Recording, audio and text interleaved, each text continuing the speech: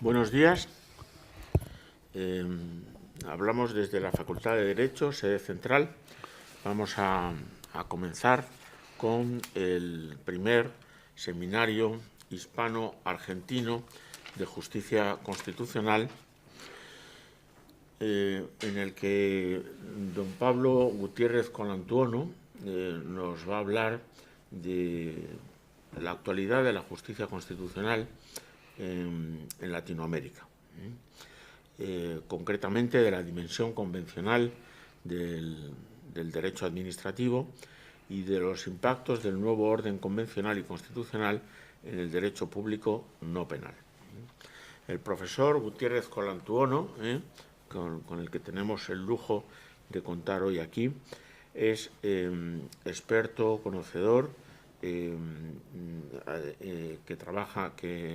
enseña en varias universidades latinoamericanas en derechos humanos, en derecho constitucional, en derecho administrativo, en infraestructuras y en derecho internacional. Estudió en la Universidad de Buenos Aires y es profesor, tiene su plaza permanente en la Universidad Nacional de Comahue, en Argentina. Es gran conocedor de la Corte Interamericana y de los problemas de relación entre la Corte Interamericana y los tribunales supremos de los diferentes países latinoamericanos. Antes de darle a él la palabra, me gustaría, para ambientar un poco a nuestros alumnos, señalar que la Corte Interamericana es una institución paralela al Tribunal Europeo de Derechos Humanos. ¿Y qué es el Tribunal Europeo de Derechos Humanos y qué vinculación tiene España con el Tribunal Europeo de Derechos Humanos? Bueno, yo creo que uno de los artículos más importantes de nuestra Constitución, quizás el más importante, es el artículo 10. Ese artículo 10 dice en su apartado primero que la dignidad de la persona es fundamento del orden político y de la paz social. Menos importante es el apartado segundo, pero también es muy importante. Dice que los derechos fundamentales en que se concreta esa dignidad humana se interpretarán de acuerdo con los tratados internacionales sobre derechos ratificados por España. La importancia de este precepto es enorme, tanto histórica como en la actualidad. En el momento en que se elaboró la Constitución Española de 1978, era importante lanzar el mensaje a los países europeos y a la comunidad internacional de que nuestro país transitaba hacia una democracia plenamente homologable con las democracias europeas occidentales. Para eso no bastaba tener una extensa declaración de derechos, hacía falta también garantizar que esos derechos se iban a interpretar conforme a los cánones de la Europa occidental. Era una maniobra común en sistemas dictatoriales ofrecer constituciones semánticas o nominales en las que se proporcionaba una amplia declaración de derechos que después, en la vida cotidiana del país, quedaba desvirtuada. No es el artículo 10.2 de nuestra Constitución, no obstante, una aportación de nuestro constitucionalismo al constitucionalismo comparado, porque ya antes había hecho algo parecido la Constitución portuguesa.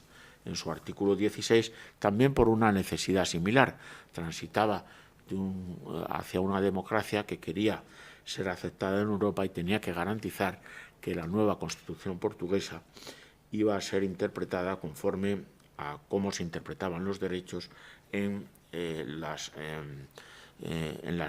democracias occidentales. El artículo 10.2 no es una proclamación retórica, tiene gran importancia práctica. Supone que los derechos reconocidos en nuestra Constitución deben de interpretarse de conformidad no solamente con el Convenio Europeo de Derechos Humanos, tal y como estaba entonces, sino también de conformidad con las futuras reformas del Convenio Europeo de Derechos Humanos y de otros tratados internacionales sobre derechos humanos, y también ha de adecuarse a la jurisprudencia del órgano de garantía. Es decir, nuestro Tribunal Constitucional, nuestros tribunales, tienen que adecuar la interpretación que hacen de los derechos fundamentales reconocidos en nuestra Constitución a la interpretación que de esos mismos derechos, cuando están reconocidos en el Convenio Europeo de Derechos Humanos, haga el Tribunal Europeo de Derechos Humanos. El Tribunal Constitucional ha dicho hasta la saciedad que condiciona la interpretación de los derechos de nuestra Constitución a la jurisprudencia del Tribunal Europeo de Derechos Humanos, y ha dado pruebas de ello. En algún estudio que se hizo, me parece, entre los años 99 a 2004, algún estudio se ha podido comprobar que en aproximadamente el 75% de las sentencias de nuestro Tribunal Constitucional se cita jurisprudencia del Tribunal Europeo de Derechos Humanos. A ello se añade que podemos encontrar incluso sentencias de nuestro Tribunal Constitucional en las que se hace la observación de que sobre el tema que se va a pronunciar no hay jurisprudencia del Tribunal Europeo de Derechos Humanos, como si reconociendo implícitamente que previamente a analizar la cuestión desde otro prisma haya que analizar este punto. Hay que decir, tampoco hay que exagerar, ¿no? Nuestro Tribunal Constitucional dice que no es fuente autónoma de creación de derechos, es decir, solamente son derechos fundamentales los reconocidos en nuestra Constitución. Otra cosa es que esos derechos se tengan que interpretar cuando están reconocidos también en el Convenio Europeo de Derechos Humanos, de acuerdo con la jurisprudencia del Tribunal Europeo de Derechos Humanos. También ha dicho nuestro Tribunal Constitucional que no es un mero ejecutor de las sentencias del Tribunal Europeo de Derechos Humanos. Y esto nos lleva al problema del cómo hacer efectivas las sentencias del Tribunal Europeo de Derechos Humanos. Hasta hace muy poco, las sentencias del Tribunal Europeo de Derechos Humanos eran muy difícilmente ejecutadas coactivamente en el ordenamiento español. Pero en los últimos años se han producido reformas de las leyes procesales en los diferentes ámbitos que permiten, que establecen la posibilidad de interponer recurso de revisión para hacer efectivo, ante el Tribunal Supremo, para hacer efectivas las sentencias del Tribunal Europeo de Derechos Humanos, lo cual refuerza notablemente la jurisprudencia del Tribunal Europeo de Derechos Humanos y sus sentencias. Naturalmente, esta jurisprudencia puede servir para subir el nivel de reconocimiento de los derechos cuando sea posible, pero no para disminuir el nivel de protección. Hay que tener en cuenta que los convenios internacionales son en principio convenios de mínimos, con lo cual las constituciones suelen tener incluso un nivel de protección de los derechos más alto que el de las convenciones internacionales. Hay cuestiones pendientes de ajuste de nuestro Tribunal Constitucional del ordenamiento interno al Tribunal Europeo de Derechos Humanos. Bueno, un indicio para saber esto sería analizar cuántas condenas se producen al año a España en el Tribunal Europeo de Derechos Humanos. En los últimos años puede haber en total más de 600 asuntos que se plantean ante el Tribunal Europeo de Derechos Humanos y es raro que se superen las 10 condenas. De estas 10 condenas hay que tener en cuenta una cosa. Una condena del Tribunal Europeo de Derechos Humanos no significa siempre que haya que ajustar la doctrina de nuestro Tribunal Constitucional a la del Tribunal Europeo de Derechos Humanos. Puede tratarse de una aplicación equivocada de esa doctrina por parte de las autoridades españolas, o diferente de la que hace el Tribunal Europeo de Derechos Humanos. No quiero robar más tiempo ya a nuestro ponente. Sin más, le cedo la palabra, profesor, para que nos haga su exposición. Muchísimas gracias.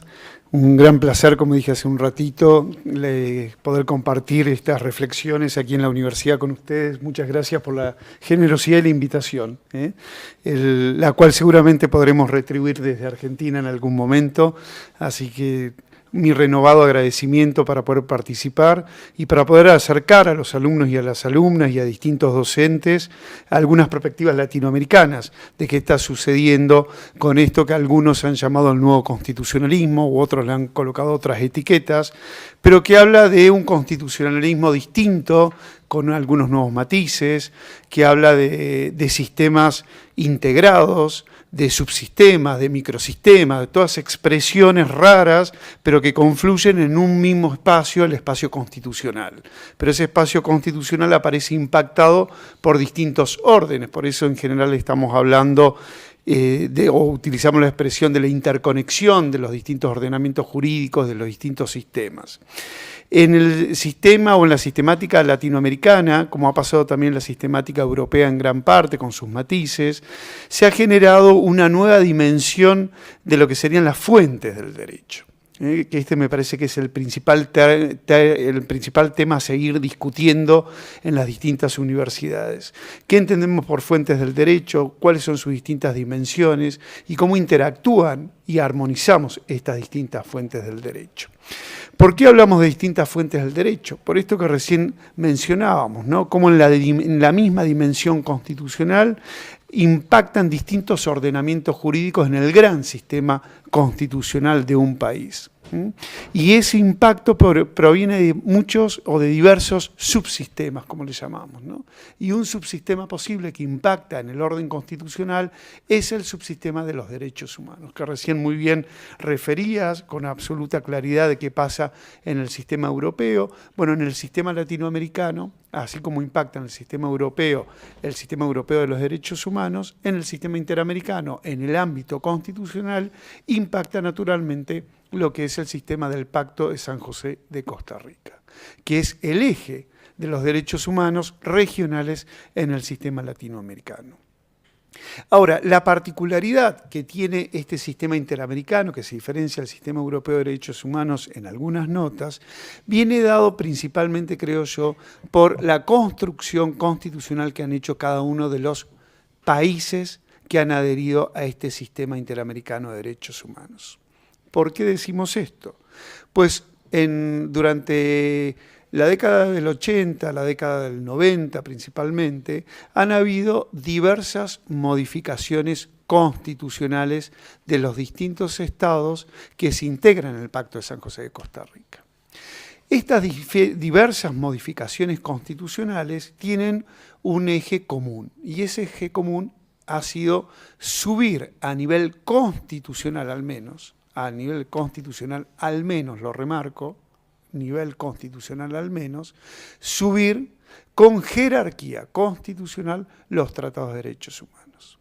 Es decir, ya no una interpretación conforme al sistema integrado de derechos humanos por alguno de los poderes, sino que los tratados de derechos humanos, y los enuncia cada uno de estos, entre los cuales está el Pacto de San José de Costa Rica, estos tratados pasan a tener el mismo nivel constitucional que la propia Constitución, al menos el mismo nivel constitucional, porque en algunos países la discusión todavía no saldada por estos tiempos es si estos tratados están por encima de esta Constitución, justamente a partir de la naturaleza que tienen los tratados de derechos humanos que se integran en un orden universal común de los derechos humanos. Pero esta discusión, que luego iremos viendo y tratando de fragmentarla en parte para poder tratar de acercar algunas conclusiones, sí parte de este punto inicial. Las constituciones reconocen a los diversos tratados de derechos humanos al nivel constitucional. La jerarquía es en el mismo nivel que las constituciones y debe armonizarse estas constituciones con estos tratados de derechos humanos, dentro del cual uno de ellos es el Pacto de San José de Costa Rica. ¿Cuál es una de las tantas consecuencias que trae esto?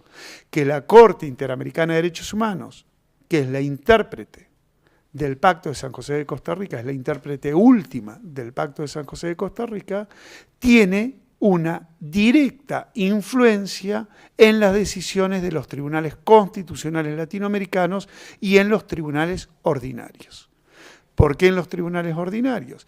Porque en general, no en todos los países, pero en general en Latinoamérica, tenemos sistemas que son tributarios al sistema norteamericano de control de constitucionalidad, con lo cual los jueces, en forma difusa, controlan de constitucionalidad en el caso concreto, con efectos directos para el caso concreto.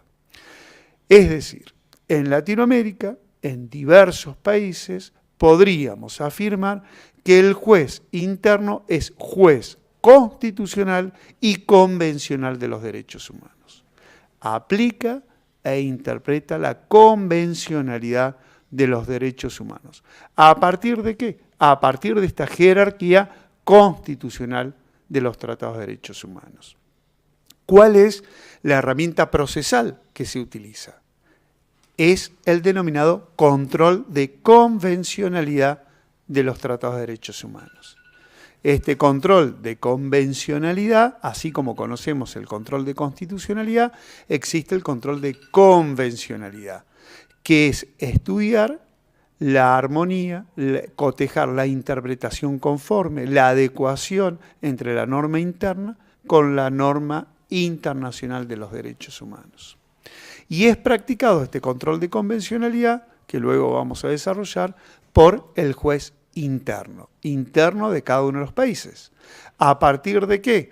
A partir de que se jerarquizó constitucionalmente en el nivel constitucional los tratados de derechos humanos. ¿Cómo? El control de convencionalidad es una herramienta procesal que nos viene dado desde el Pacto de San José de Costa Rica y la construcción que ha hecho de esta herramienta la Corte Interamericana de Derechos Humanos, esto ha sido exportado, por decirlo de alguna forma, importado, adquirido, internalizado en cada uno de los países en donde los jueces ejercen lo que se llama el control de convencionalidad.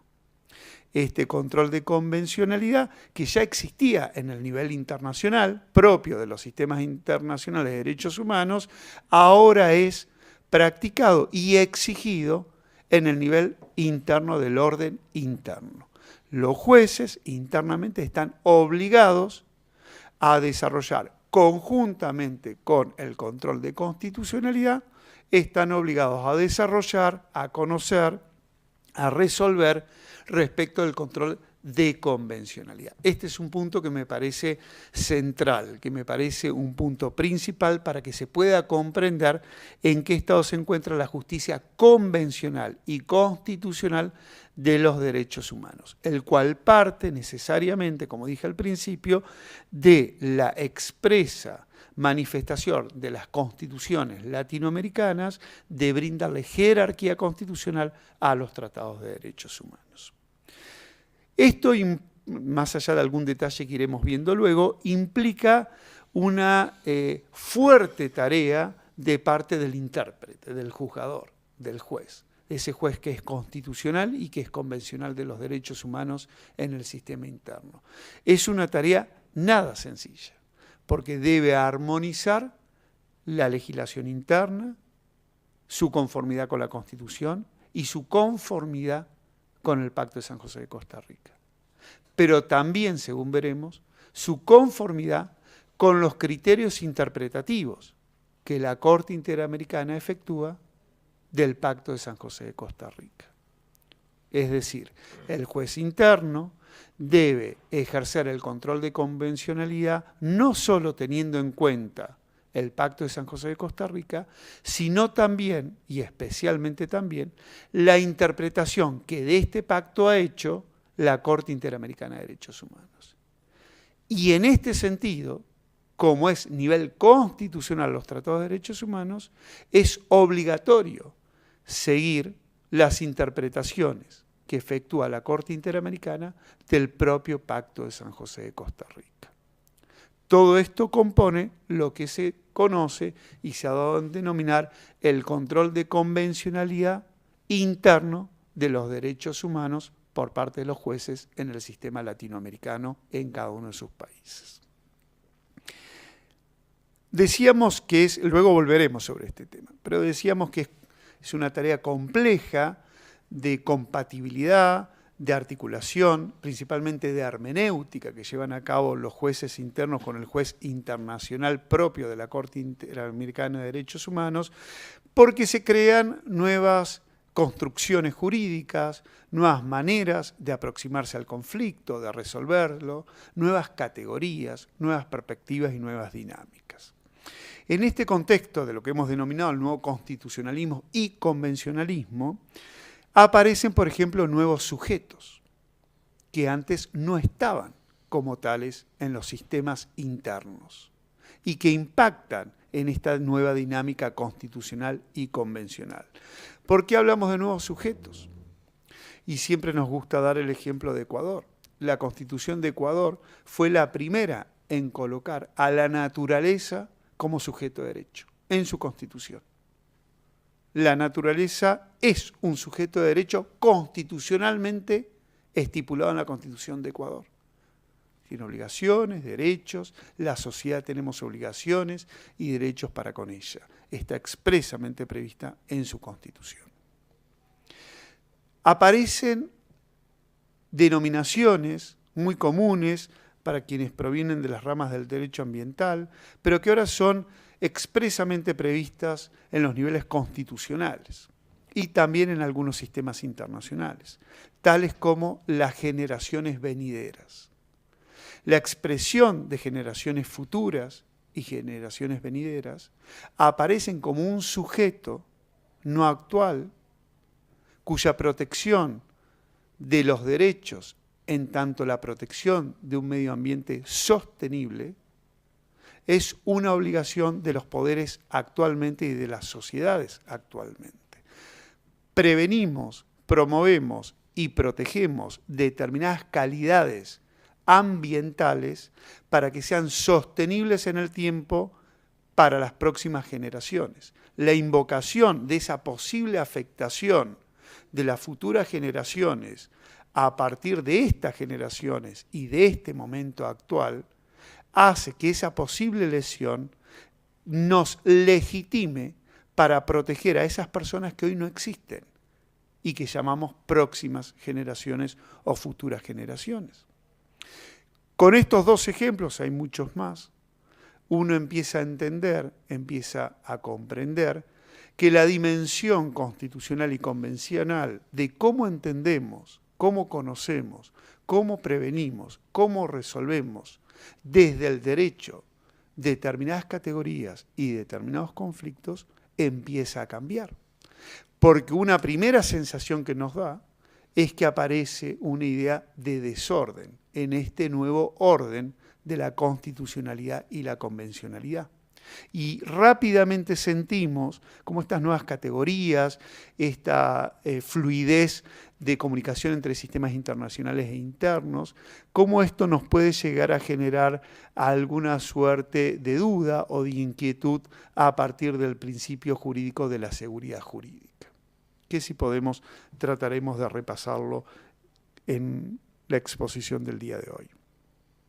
Aparecen, así como aparecen nuevos sujetos, que decíamos, aparecen nuevos derechos también en esta nueva dinámica. Y la Europa especialmente la Europa de los derechos humanos, del Tribunal de Estrasburgo, esto lo conoce muy bien también, como también lo conoce el Pacto de San José de Costa Rica con la Corte Interamericana de Derechos Humanos.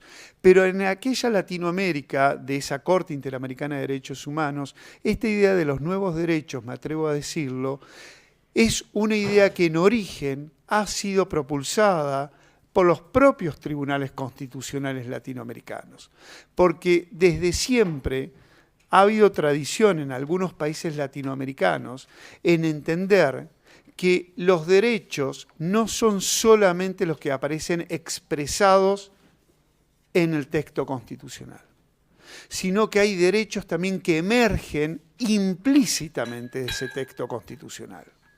Y cuando emergen implícitamente lo hacen para satisfacer necesidades que aparecen en esa nueva sociedad. Es decir, los derechos no son solamente los derechos que aparecen expresamente en la Constitución, sino aquellos que también armónicamente interpretando la Constitución y la convencionalidad de los derechos humanos aparecen implícitamente.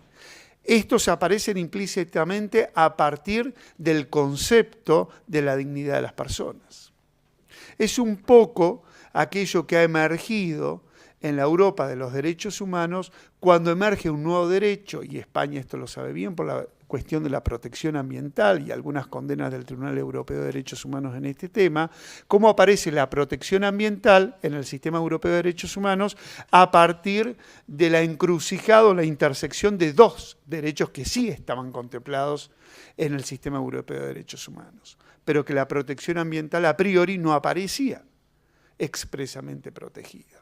Bueno, esto en América, en el sistema latinoamericano, en muchas constituciones y en muchas tradiciones de los tribunales constitucionales, esto sí ya existía.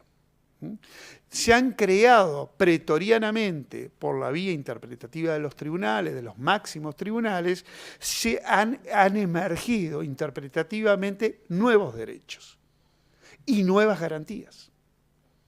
Porque los derechos sin garantía no son tales. Si no hay protecciones a esos derechos, no existen como tales. En un punto. En ese sentido, los tribunales constitucionales latinoamericanos han creado dinámicamente derechos y garantías. Yo en vez de utilizar la expresión creado, han alumbrado derechos que aparecían como ocultos o a la sombra de los derechos expresos, pero que implícitamente con la interpretación que hacen los tribunales emergen estos nuevos derechos. Sea por el cruzamiento de dos existentes o por la típica interpretación evolutiva de los derechos humanos. Todos sabemos que un principio que rige a la sistemática de los tratados de derechos humanos es el principio evolutivo. Esto es, no interpreto al derecho conforme está expresamente previsto en el tratado cuando fue firmado, sino como ese derecho y como esos tratados van evolucionando en su contenido, en su alcance, en su interpretación, conforme evolucionan los tiempos de la sociedad. Esa es la interpretación evolutiva propia de los tratados de los derechos humanos. Por eso hoy podemos hablar en la Europa de los derechos humanos de la protección ambiental, que no era así tan fácil ser hablado hace 30 o 40 años atrás, para reconocerle expresamente que esta emerge de otros dos derechos ya existentes en el Sistema Europeo de Derechos Humanos. Emergen entonces nuevos sujetos, nuevos derechos y por supuesto emergen nuevas garantías. Porque sin la protección esencial del contenido mínimo de esos derechos no son eficaces. Como emergen nuevos derechos o iluminamos nuevos derechos desde esta interpretación armónica de los sistemas internacionales con el sistema interno, también alumbramos nuevas garantías que protegen a estos nuevos derechos que emergen de la nueva dinámica constitucional y convencional de los derechos humanos.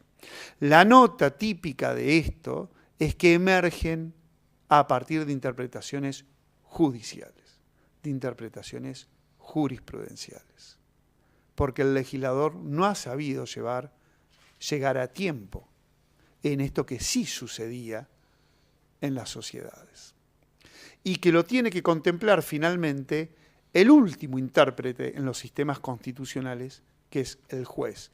Ese juez que es constitucional y convencional de los derechos humanos.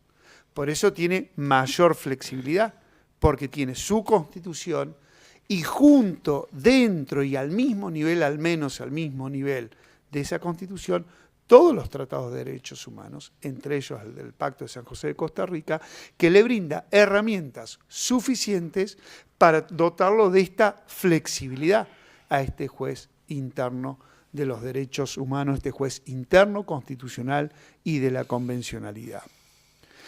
Se torna aún más complejo, si se quiere, porque estamos frente a un diseño constitucional de un Estado constitucional social de derecho.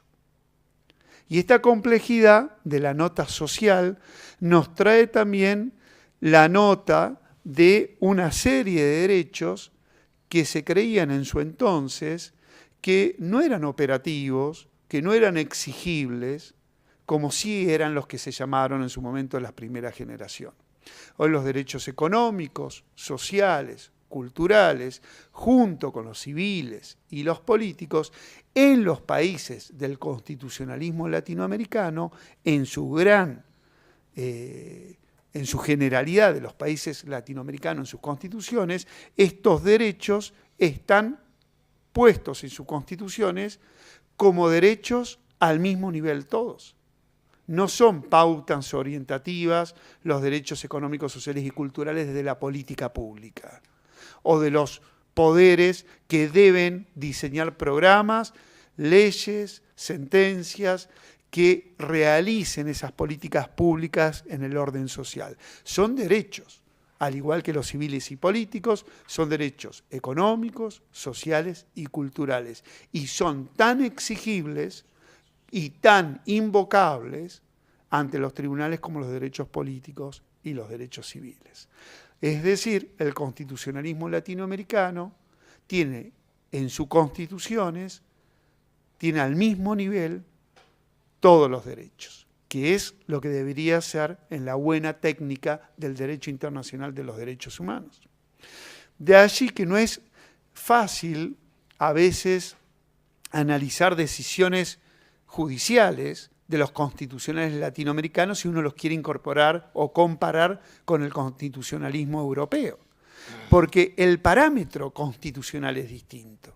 Y ahí es donde los académicos a veces cometemos algunos errores, que es analizar las categorías desde las propias constituciones y no de las constituciones donde está el país en el cual nosotros estamos tratando de estudiar una institución o una categoría.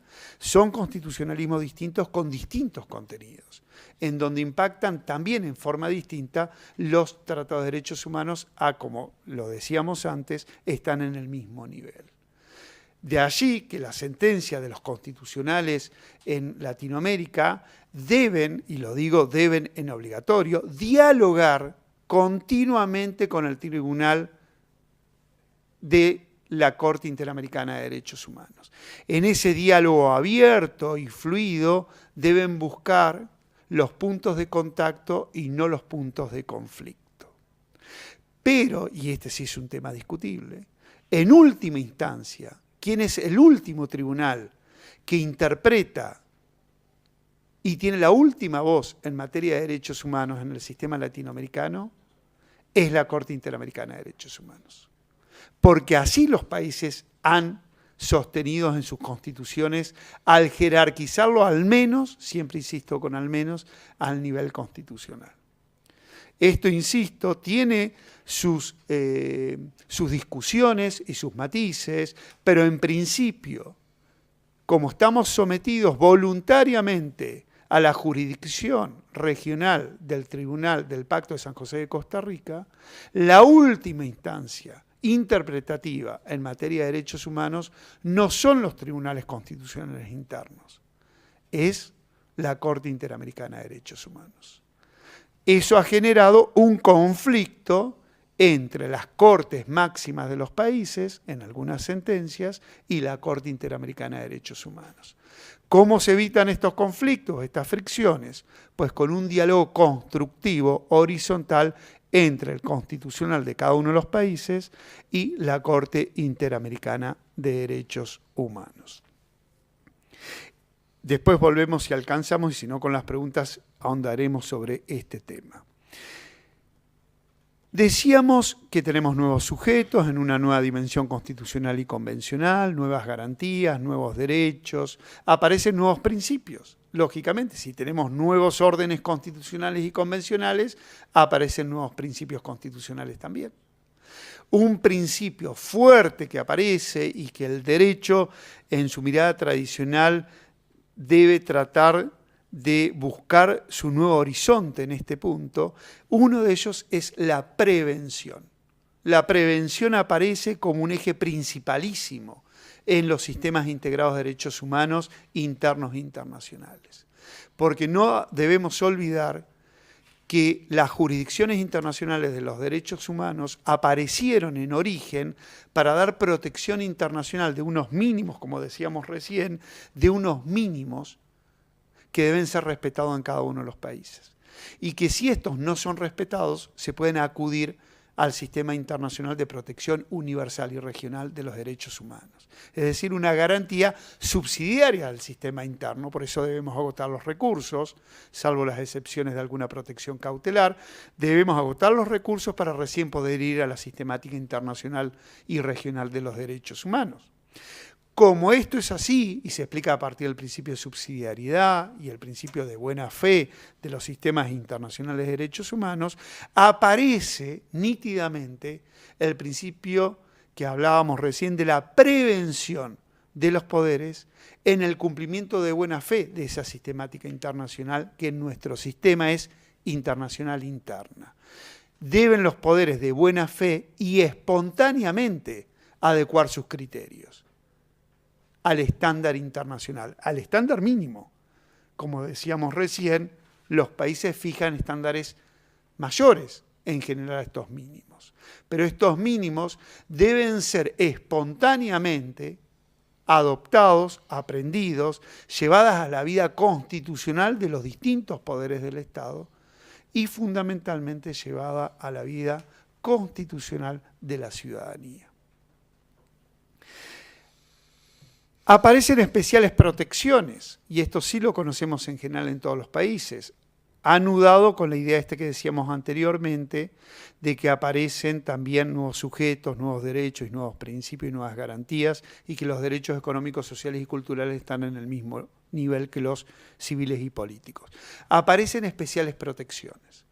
Aparece la protección a las personas con discapacidad, aparece la protección a las mujeres en determinadas situaciones, aparecen las especiales protecciones a las personas con vulnerabilidades, aparecen las protecciones a los niños, a las niñas, y así tantas otras protecciones especiales.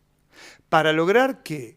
Para lograr igualdad, pero para lograr equidad fundamentalmente, en la accesibilidad de la protección que merecen las personas que tienen determinadas situaciones de desigualdad en origen, lograr tener la misma accesibilidad a esos derechos que tienen las personas que están en otra situación de igualdad. Este es el punto clave. Y ahí aparece también una especial protección, pero cuando decimos especial protección, hablamos de una especial configuración de las funciones estatales respecto a estos colectivos.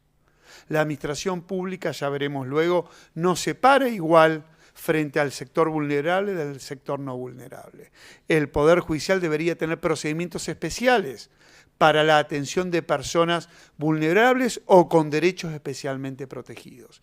El legislador, principalmente las Cortes, deben legislar en forma diferencial para lograr apalancar esta desigualdad en origen hacia la igualdad en origen. Con lo cual tenemos también una aproximación del derecho absolutamente distinta. Aparece un sistema fragmentado en todo lo que venimos diciendo de distintos derechos, distintas personas, distintos sujetos, distintas protecciones jurídicas. No creo que aparezca un sistema fragmentado. Sí aparece un sistema constitucional y convencional de los derechos humanos que es heterogéneo y no homogéneo. Y este es un desafío para el derecho público no penal, que es el que me encargo yo, el penal también, pero no es el área que toco, para el derecho público no penal, de regular las distintas categorías en forma heterogénea y no homogénea.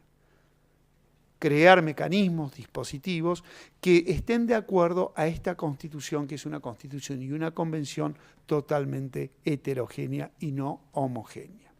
Brevemente, y ya para ir terminando, si les parece bien, algunas características del Sistema Interamericano de Derechos Humanos. Entonces, recordamos que el Sistema Interamericano de Derechos Humanos, parecido al Sistema Europeo de Derechos Humanos, funciona de manera subsidiaria, es decir, es esperable que cada uno de los estados, en forma espontánea y de buena fe, cumplan con las obligaciones que se han asumido. Los sistemas de derechos humanos tienen la característica que disparan deberes y obligaciones a los estados y repletan de derechos y nuevas garantías a las personas, a la ciudadanía. Este es un enfoque distinto de estos tipos de tratados propios de los tratados de derechos humanos. Y es esperable que se cumplan de buena fe y en forma espontánea. Solo y tan solo en el caso que se infraccione el sistema interno y se agoten los recursos, se puede acudir al sistema internacional de los derechos humanos. Solo una vez agotados todos los recursos en los sistemas internos de cada uno de los países de Latinoamérica, se puede acceder ¿a dónde? A la Comisión Interamericana, no a la Corte Interamericana. Nosotros todavía tenemos el sistema donde la denuncia se presenta ante la Comisión Interamericana. Y es la Comisión Interamericana de Derechos Humanos quien, luego de un procedimiento conciliatorio con el propio Estado denunciado y las personas que han denunciado, luego de no lograr una conciliación, de analizar el caso, la denuncia y una serie de procedimientos internos, es quien determina que sí hay un caso para ser presentado ante la Corte Interamericana. Y es la Comisión quien presenta el caso ante la Corte Interamericana. No es como en el sistema europeo, en donde hay acceso directo por parte de la ciudadanía hacia los tribunales. Los de primera instancia, la sala, la gran sala, todo lo que ustedes ya saben del sistema europeo. En el sistema interamericano es la Comisión Interamericana de Derechos Humanos quien presenta, llegado el caso y dado determinadas condiciones, el caso ante la Corte Interamericana. Que sí, después las víctimas se van a poder hacer presente en el caso, formular pruebas, controlar las pruebas y demás. Pero esta es una diferencia que sí me gustaría que quede clara para que la tengamos presente. Puede formularse críticas negativas y críticas positivas a este sistema. En Latinoamérica todavía se está evaluando si funciona positivamente así o si hay que ir hacia un sistema como el que tiene el Sistema Europeo de Derechos Humanos, en que las personas directamente acuden ante la Corte Interamericana de Derechos Humanos. Para realizar este salto, en el caso que así se ha sugerido, se necesitan fondos. Y los fondos provienen de los estados. Y los estados no siempre quieren sentirse controlados, porque al fin y al cabo, el Sistema Interamericano de Derechos Humanos, como el sistema europeo, es un control fuera de las fronteras del Estado del poder. Y siempre estamos hablando de cuánto le cuesta al poder, más o menos en distintas dimensiones, y los distintos poderes, en sentirse controlado. Y allí hay una cuestión de visión de cada uno de los gobiernos y de los países, hasta dónde se quiere llevar determinados controles fuera de sus propias fronteras.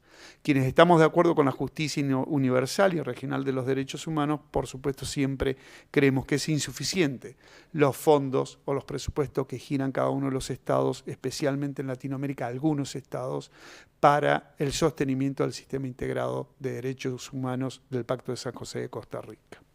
Esta es una crítica que podemos sí formular. Ahora, en este contexto, la Corte Interamericana de Derechos Humanos ha creado, a mi criterio, un sistema maravilloso de efectos expansivos de sus propias sentencias. ¿Para qué? Para lograr que sus propias sentencias logren tener mayores niveles de alcance en el sistema integrado de los derechos humanos en los constitucionales. Es decir, la sentencia de la Corte Interamericana de Derechos Humanos es, como decíamos antes, de aplicación en los distintos sistemas constitucionales latinoamericanos por la creación que hace la Corte Interamericana del control de convencionalidad. Y con esto sí, ya por lo menos en esta primera parte, creo que estaríamos en tiempo. El control de convencionalidad, como les dije, no está contenido como una acción concreta en el Pacto de San José de Costa Rica. Si uno va al Pacto de San José de Costa Rica, no aparece en ningún lado. Es la acción o el deber de efectuar el estudio de compatibilidad a través del control de convencionalidad entre la norma interna y la norma internacional, es una creación pretoriana de la Corte Interamericana de Derechos Humanos. Con esta creación, la Corte Interamericana de Derechos Humanos, cuando emerge en un caso el deber de efectuar el control de convencionalidad, la Corte Interamericana, y lo viene insistiendo en cada uno de los casos en que así lo estipula, la Corte Interamericana de Derechos Humanos expresa: el control de convencionalidad debe ser efectuado cotejando la norma interna con la norma internacional y teniendo en consideración la interpretación que esta Corte ha hecho de cada una de las normas y artículos del Pacto de San José de Costa Rica.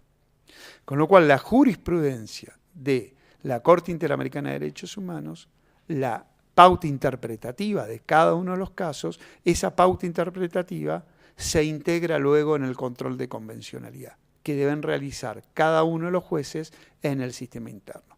Pero no en el caso que fue condenado en el país, sino la regla interpretativa.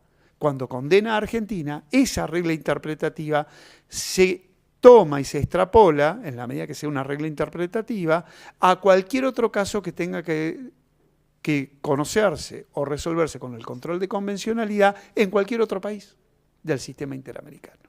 O sea, se toma la regla y esto queda capturado dentro del control de convencionalidad que debe realizar cualquiera uno de los países del sistema interamericano. Es decir, control de convencionalidad tiene por finalidad cotejar la compatibilidad de la norma interna con la internacional de los derechos humanos y el criterio interpretativo que la Corte Interamericana ha efectuado respecto de esa norma en el caso concreto, contra el país que hubiese sido la demanda o la denuncia. Es indistinto. Es una regla que la extrapolo y la integro dentro del control de convencionalidad. Creo que con esto la Corte Interamericana ha logrado un efecto expansivo, por decirlo entrecomillado, de sus propias sentencias. Logra de esta forma, si espontáneamente los tribunales adecúan sus criterios a los criterios de la Corte Interamericana, lograría una baja de las denuncias que se presentarían ante la Comisión y luego ante la Corte Interamericana, por este efecto expansivo en este control de convencionalidad. Este control de convencionalidad ha sido resistido por algunos países, por algunos constitucionales o por mismos países en distintos momentos según la integración de los tribunales constitucionales, porque va cambiando la jurisprudencia. Pero, insisto, en Argentina y demás países de Latinoamérica, el nivel de adecuación interno e internacional del Pacto de San José de Costa Rica es exigido a nivel constitucional. Con lo cual, si es exigido a nivel constitucional, en ese nivel nos vamos a mover cuando hablamos de derechos humanos y de estándares que fija la Corte Interamericana de Derechos Humanos. En definitiva, y esto sí un poco apuntando lo que decías al inicio, hablamos de conformar un orden público internacional de los derechos humanos. Esto es lo que se está hablando. Así como el Constitucional en España, en el estudio que se refería, cita en su 70% de decisiones a la Corte Europea de Derechos Humanos. La Corte Europea de Derechos Humanos, si ustedes revisan las sentencias, frecuentemente citan sentencia de la Corte Interamericana de Derechos Humanos. Y la Corte Interamericana de Derechos Humanos, si se revisan sus decisiones, citan frecuentemente la jurisprudencia de la Corte Europea de Derechos Humanos. Y estos dos, a su vez, citan la Corte Africana de Derechos Humanos. Y hacían más con los tribunales internacionales, la Corte Internacional Penal. Porque se trata, con las citas recíprocas de su jurisprudencia, ir construyendo y consolidando ese orden público internacional de los derechos humanos, que consolida la vigencia y eficacia de los tratados internacionales y regionales de derechos humanos. Si esto, a su vez, se refleja con niveles de constitucionalidad de los tratados de derechos humanos en las constituciones internas, bueno, es como más sencillo ver cómo fluye la dinámica de los derechos humanos.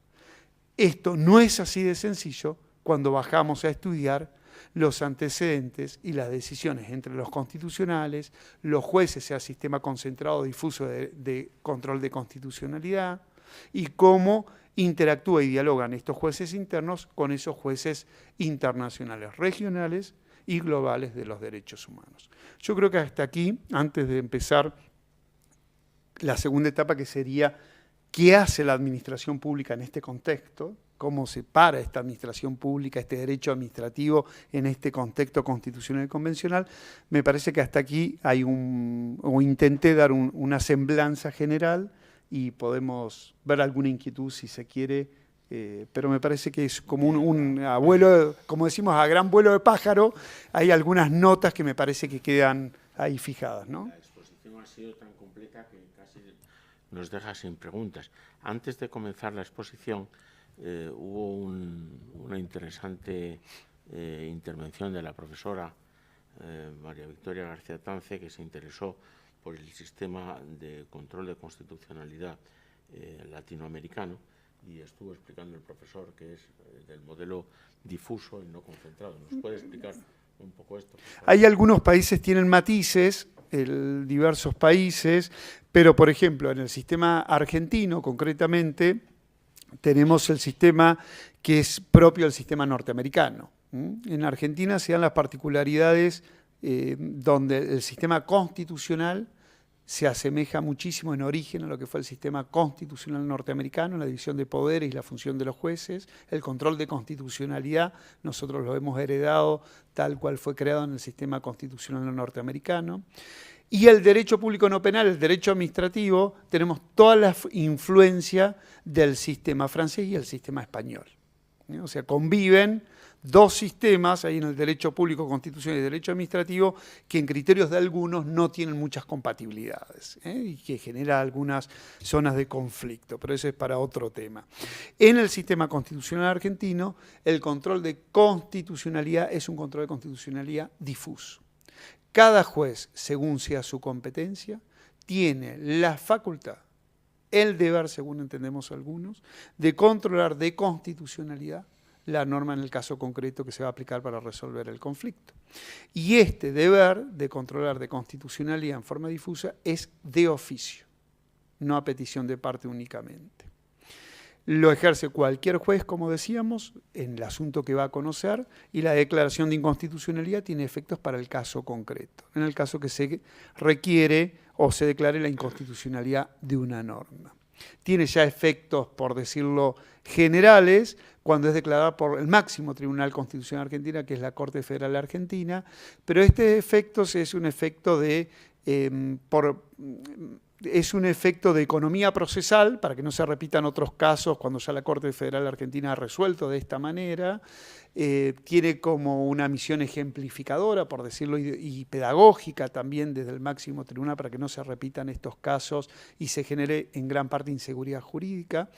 Pero en el sistema constitucional argentino siempre decimos cada juez está a la misma distancia de los demás respecto a la Constitución, independiente de sus jerarquías de primera instancia, de segundo grado, de apelación o Corte Federal, máximo Tribunal Constitucional Argentino, porque tienen la misma distancia para aplicar e interpretar de constitucionalidad en el caso concreto cada una de las normas. Como bien sabemos, la tarea de control de constitucionalidad no solamente es la declaración de inconstitucionalidad, este es el acto como más grave que hay que tratar de evitar en una interpretación que armonice al sistema, ¿no? Se interpreta de constitucionalidad conforme a la constitucionalidad, se aplica, se inaplica normas dentro de este control de constitucionalidad y se declara, llegado el caso, inconstitucional.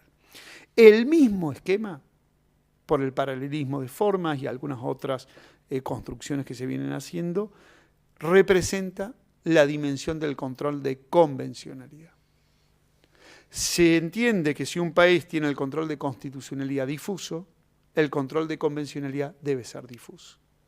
Se debiera entender que si el control de constitucionalidad es concentrado, el control de convencionalidad debiera ser concentrado también.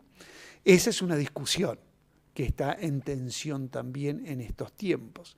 Sí le puedo asegurar que si el control de constitucionalidad es difuso, no hay duda que el de convencionalidad se hace también en forma difusa. Y además, la Corte Interamericana, y esto omití decirlo, dice o ha fijado la regla que el control de convencionalidad debe ser efectuado de oficio por los jueces en cada uno de los países. El control de convencionalidad, según la Corte Interamericana, debe ser efectuado de oficio. En nuestro sistema, en el argentino, como el control de constitucionalidad ya es de oficio, por jurisprudencia de la Corte Federal Argentina, el control de convencionalidad también es de oficio. Ese es el sistema, por lo menos que rige en Argentina. Hay matices en distintos países en Latinoamérica en donde le dan a un órgano específico, a la máxima cabeza constitucional, solamente la competencia para declarar con efectos generales la inconstitucionalidad, por ejemplo, de una norma. Pero este avance del control de convencionalidad genera estas inquietudes, ¿no? Muchas gracias. No. ¿Podría? Sí. Muchas gracias. La verdad es que ha sido una intervención, una ponencia espléndida, de muchísimo interés, y que a mí al menos me ha suscitado aspectos lo más diferentes respecto a este último matiz. Ahí preguntemos, Gracias, ahí, sí. ahí se escucha. Sí. Gracias. Respecto a este último matiz, entiendo que si efectivamente el control, no solo el de constitucionalidad es difuso, sino también el control de convencionalidad en función del Tratado de Pacto de San José de Costa Rica, que es un poco el eje determinante de una manera emblemática de los derechos de los más o menos homogéneos en el ámbito de Latinoamérica. Es también de tipo difuso, En todo caso, entiendo que, aunque sean los jueces los que lo apliquen este sistema difuso de control de convencionalidad, al margen del de constitucionalidad, en último término es la Corte Interamericana de Derechos Humanos quien determina finalmente si es o no así la interpretación del juez sobre la convencionalidad de un derecho concreto. Entonces me pregunto si finalmente la figura última, por así decirlo, no responde quizá al sistema austríaco de concentración en un último órgano, ¿no? Que es la Corte Internacional de Derechos Humanos Interamericana. Así es. Que finalmente pareciera con las críticas que eso tiene, pareciera que en algunos aspectos cuando construye alguna jurisprudencia la Corte Interamericana pareciera ir hacia ese modelo, ¿no? O reflejar ese modelo por ahí. De hecho, el control de convencionalidad es una creación de la propia Corte y obliga a todos los Estados miembros a desarrollar esta acción que no está positivizada en los órdenes constitucionales, salvo ahora que empiezan a regularse con normas procesales, ¿no? Pero ese sería un claro ejemplo de lo que usted está diciendo, y la crítica que tienen estos tribunales internacionales es que deciden fuera del territorio, fuera del anclaje sociológico, sobre los cuales tienen impacto estas decisiones, ¿no? Un poco por lo que decía usted.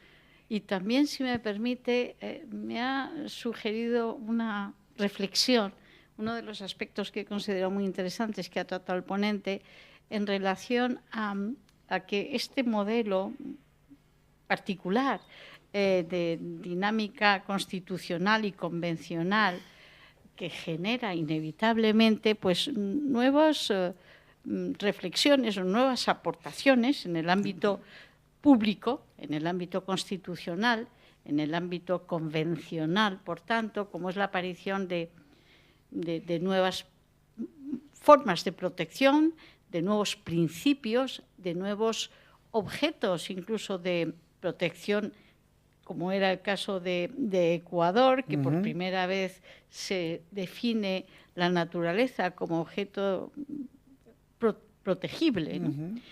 Pues entre estos innovaciones o aportaciones novedosas en este ámbito convencional, ha mencionado la primera evolución de conceptos de derechos. Su propia evolución conduce al reconocimiento de derechos implícitos dentro del ámbito general de la dignidad humana que a lo mejor no se habían contemplado en el momento constituyente. Sí. E incluso que, aunque se hubieran contemplado de una manera somera, por ejemplo, en el ámbito de la biotecnología, es un terreno es un ámbito absolutamente amplísimo ahora como para la aportación y el reconocimiento de derechos fundamentales que no se habían contemplado.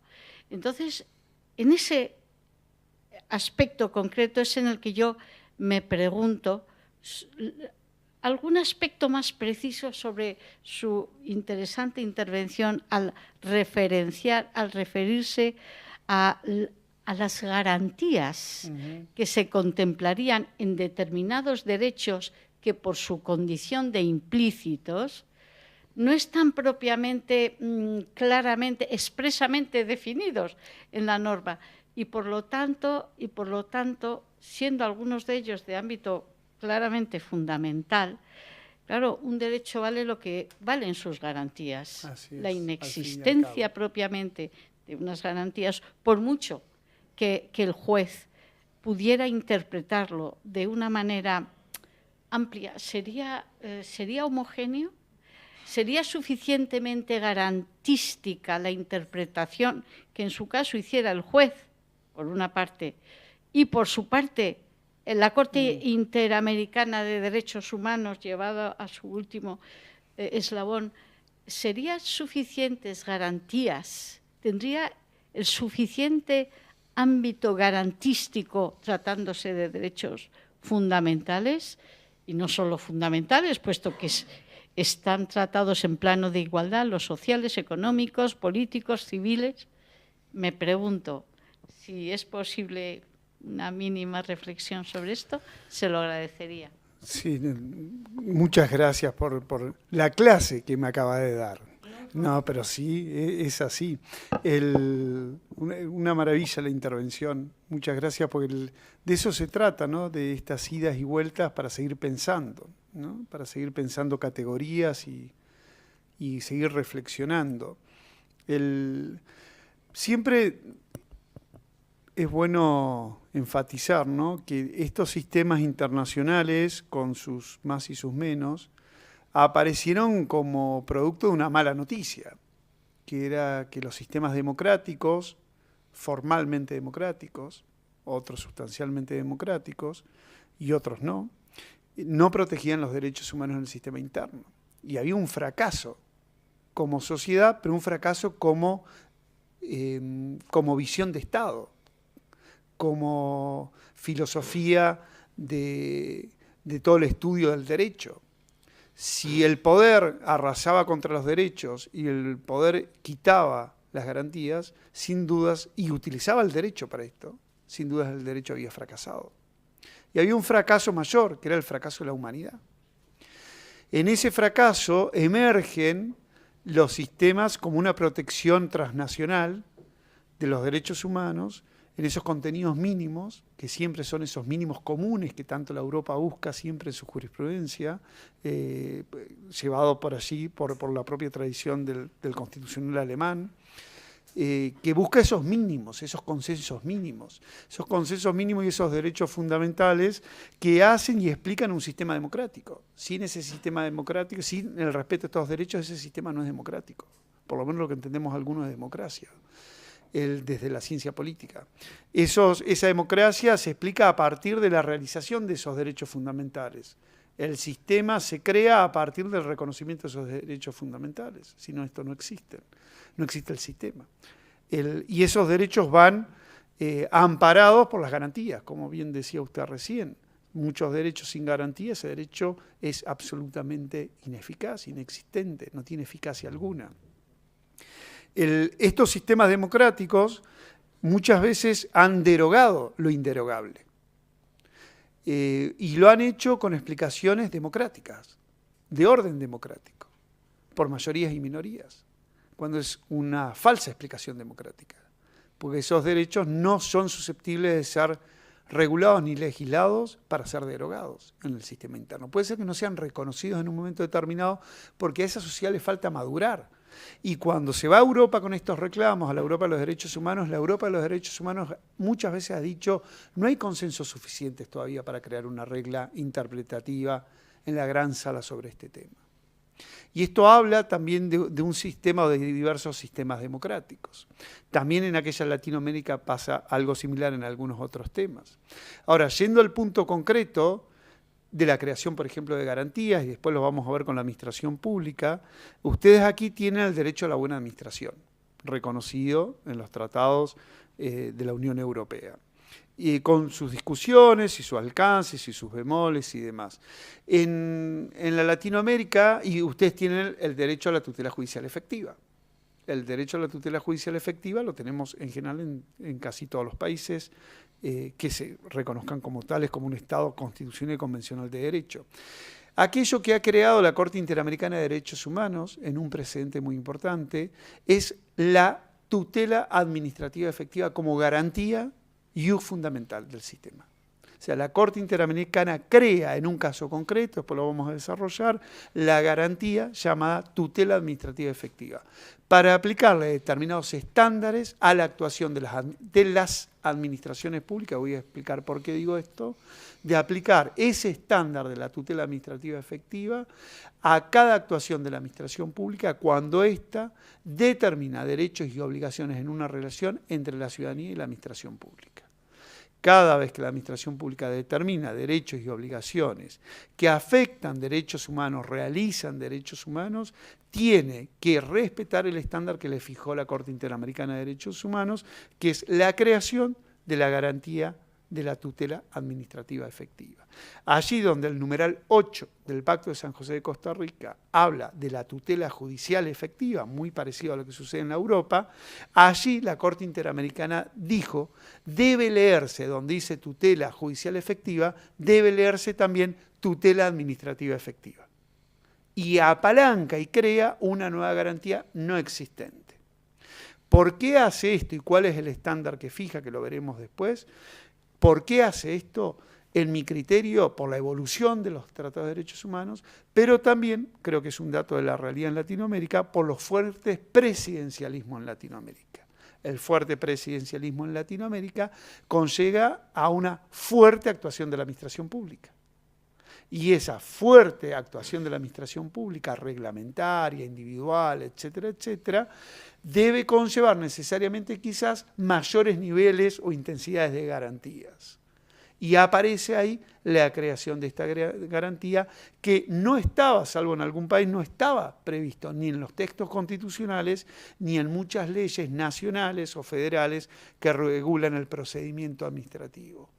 E ilumina esta garantía novedosa que llamamos tutela administrativa efectiva, que tiene alguna similitud en algunos espacios o en algunas porciones con el derecho a la buena administración. Pero está enfocado en el respeto por parte de las administraciones públicas de determinados principios y deberes que debe contemplar y llevar a cabo la administración pública en una actuación que le va a afectar derechos y deberes que están especialmente protegidos por la sistemática internacional de los derechos humanos. Con esto, ¿qué tenemos? Una nueva garantía. ¿En dónde? En Ecuador, que fue el primer país condenado y donde se crea esta garantía, en Panamá, perdón, donde que se dicta el primer caso, y en Ecuador en otro caso. No, esta es una regla que viaja con el control de convencionalidad por todos los sistemas de los constitucionales de Latinoamérica. Y se le exige a las administraciones públicas que respeten este estándar. Si no se respeta este estándar, la consecuencia directa es la nulidad del acto administrativo. La desviación de poder en otros casos. Depende cómo esté tipificado en cada una de las legislaciones, de las leyes procedimentales administrativas de cada uno de los países de Latinoamérica. Pero ahí tiene otro caso. Otro caso, en Ximénez López contra Brasil, por primera vez se habla de la protección de los consumidores y usuarios en el sistema interamericano de derechos humanos, y aparece esta figura. Y aparece también ahí la noción de servicio público, que no aparecía en la jurisprudencia de la Corte Interamericana de Derechos Humanos. Y aparece cómo proteger y quiénes son los responsables, directos y subsidiarios. Se trataba de un servicio público esencial que estaba transferido a un privado en la gestión de ese servicio público esencial de salud mental.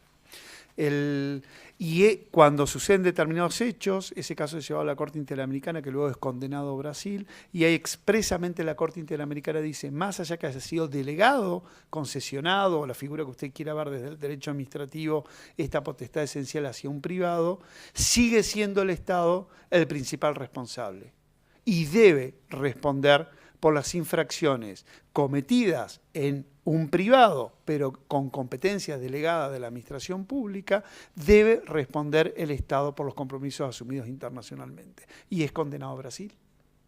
Y este es un primer caso que se habla de este tema. Bueno, muchas gracias. Están con nosotros también los profesores Lucrecio Rebollo, Antonia Navas, Joaquín Sarrión, Leire Burguera, Luis Miguel González de la Garza. Vamos a hacer... muchas gracias. Decía que estaban con nosotros también los profesores Lucrecio Rebollo, Antonia Navas, Joaquín Sarrión, Leire Burguera, Luis Miguel González de la Garza. Yo sugiero que ahora hagamos una pausa de 10 minutos y luego retomamos dentro de 10 minutos la segunda parte del seminario. Perfecto. Muchas gracias.